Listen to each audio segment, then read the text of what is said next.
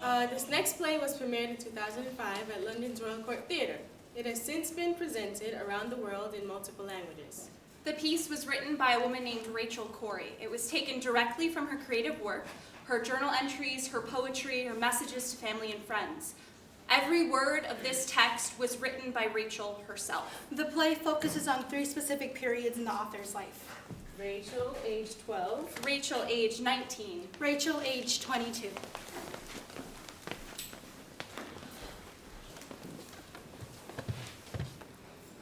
My name is Rachel Corrie.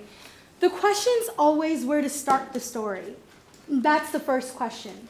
Trying to find a beginning, trying to impose order on the great, psychotic, fast-forward merry-go-round. And trying to impose order is the first step toward ending up in a park somewhere, painted blue, singing Row, Row, Row Your Boat to an audience of saggy-lipped junkies and business people munching oat bran muffins. And that's how this story ends, good buddy. So if you are confused with the logic and sequence of things, the crescendo of suspense up to a good shocker of an ending, you best be getting back to your video games and amassing wealth. Leave the meaningless details to the poets and photographers. And they're all meaningless details, my friend. 1991. My name is Rachel Corrie. I'm 12 years old. I was born on April 10, 1979 in Olympia, Washington, to my mother and father, Craig and Cindy Corrie, a brother Chris, a sister Sarah, and a really old cat named Phoebe. I grew. I learned to spell cat, to read little books. When I was 5, I discovered boys, which made my life a little more difficult, just a little, and a lot more interesting. In 2nd grade, there were classroom rules hanging from the ceiling. The only one I can remember seemed like it would be a good rule for life. Everyone must feel safe. Safe to be themselves, physically safe, safe to say what they think, just safe. That's the best rule I can think of. Now, I'm in middle school. I guess I've grown a little. It's all relative anyway. 9 years is as long as 40 years, depending on how long you've lived. I stole that from my dad. Sometimes I think my dad's the wisest person in the world. You understand, none of this is really true. What I wrote today is true, but you'll read it by tomorrow or the next day, and my whole life will be different. Is that how life is? A new draft for every day? A new view each hour?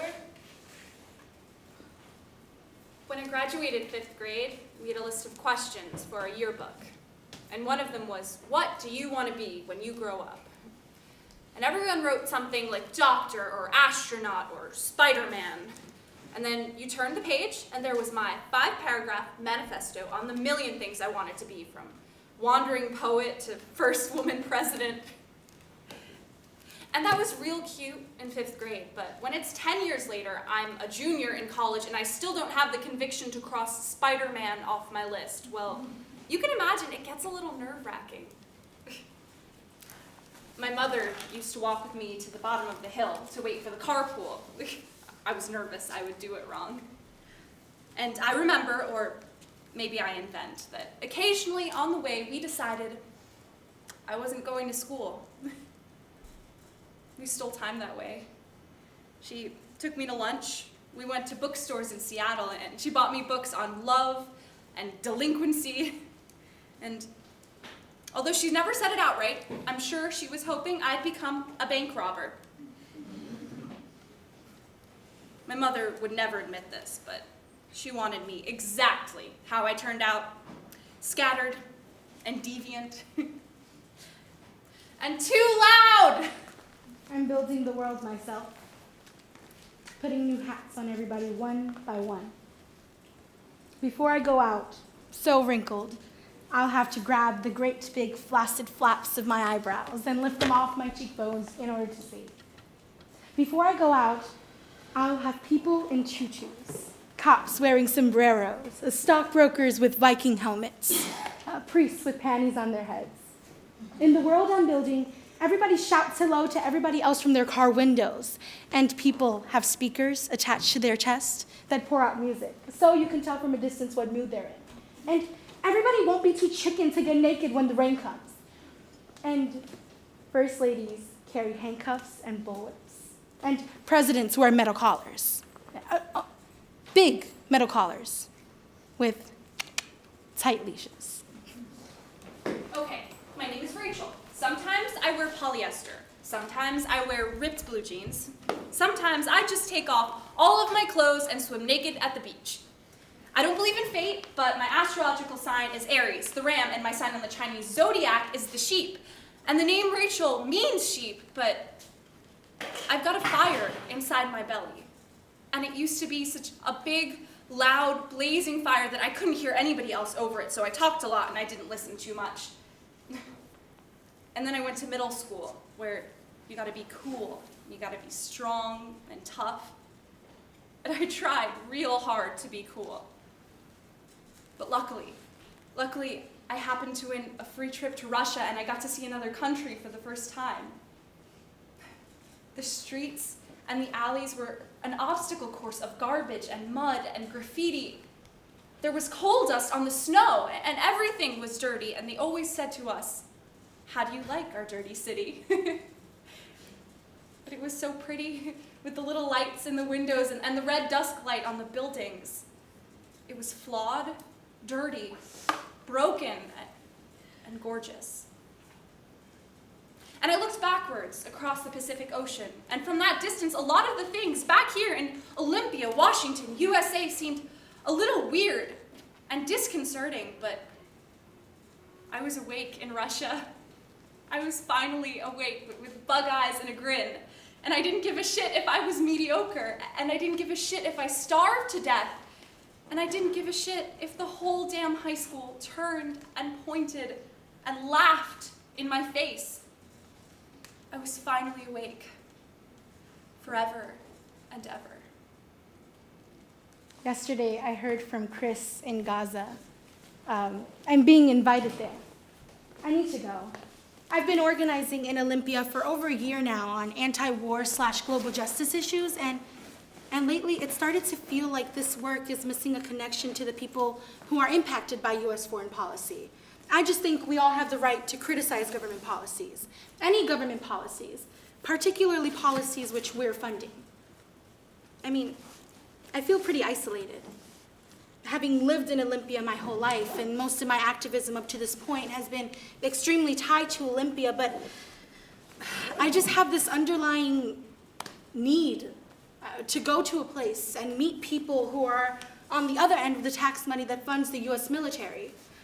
Trying to be local and being respectful of the local is a big part of my ethic, I guess. Things I need to do. Send Tuesday's minutes over the internet, write an article for Monday staff newsletter, call Tom again, make a list of things hanging over my head.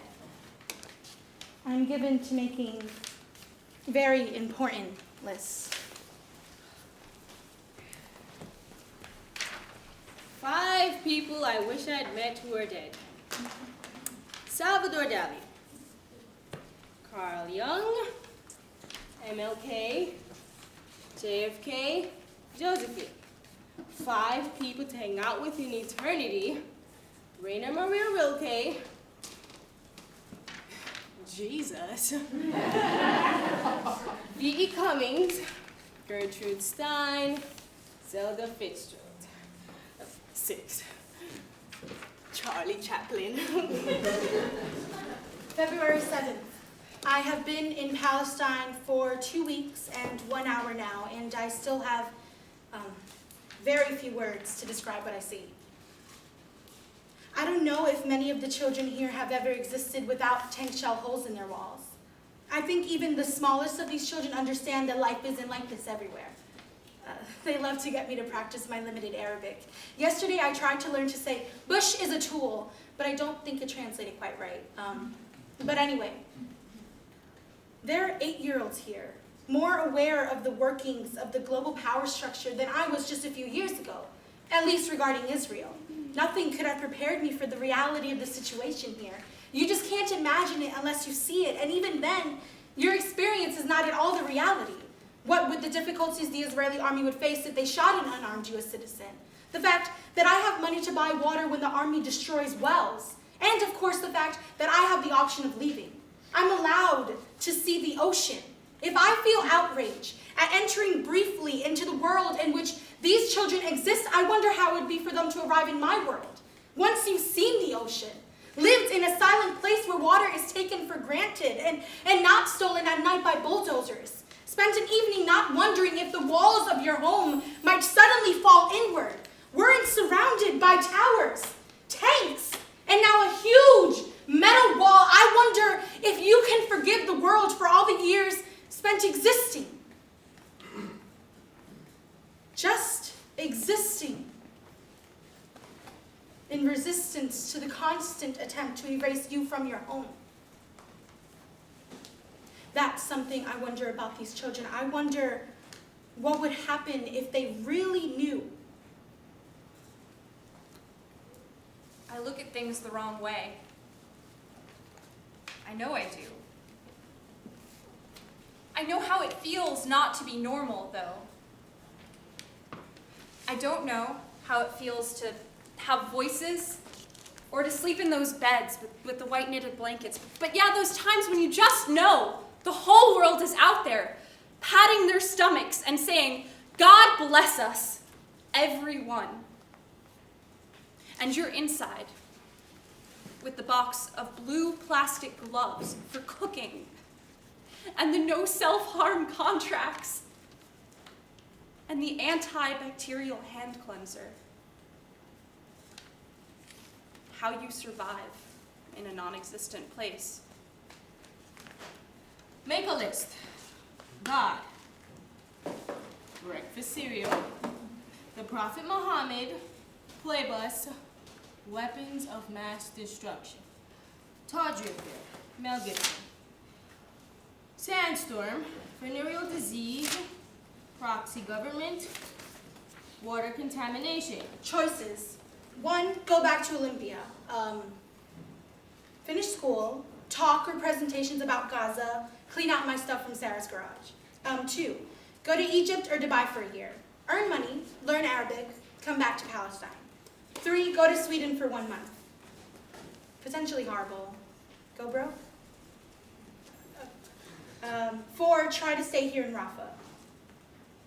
Money, productivity.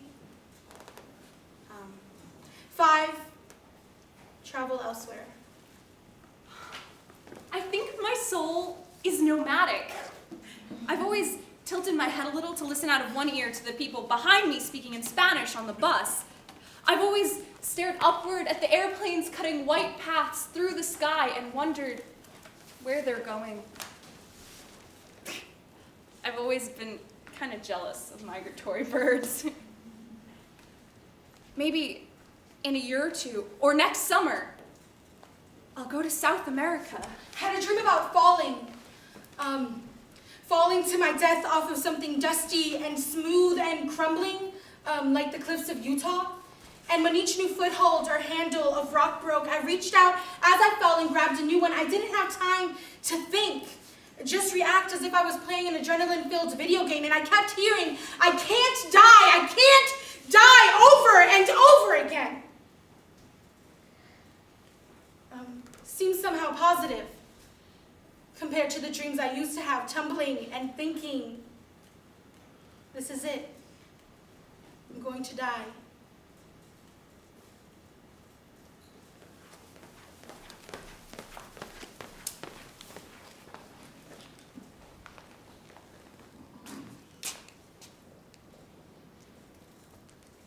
Rachel Corrie was killed on March 16th, 2003, while trying to prevent the demolition of Palestinian homes on the Gaza Strip.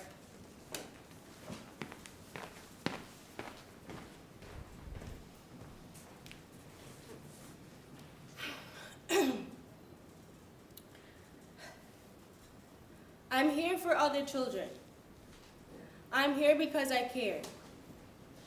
I'm here because children everywhere are suffering and because 40,000 people die each day from hunger. I'm here because those people are mostly children. We have got to understand that the poor are all around us and we are ignoring them. We have got to understand that these deaths are preventable. We have got to understand that people in third world countries think and care and smile and cry just like us. We have got to understand that they dream our dreams and we dream theirs. We have got to understand that they are us. We are them. My dream is to stop hunger by the year 2000. My dream is to give the poor a chance. My dream is to save the 40,000 people who die each day. My dream can and will come true if we all look into the future and see the light that shines there. If we ignore hunger, the light will go out. But if we all help and work together, it will grow and burn free with the potential of tomorrow.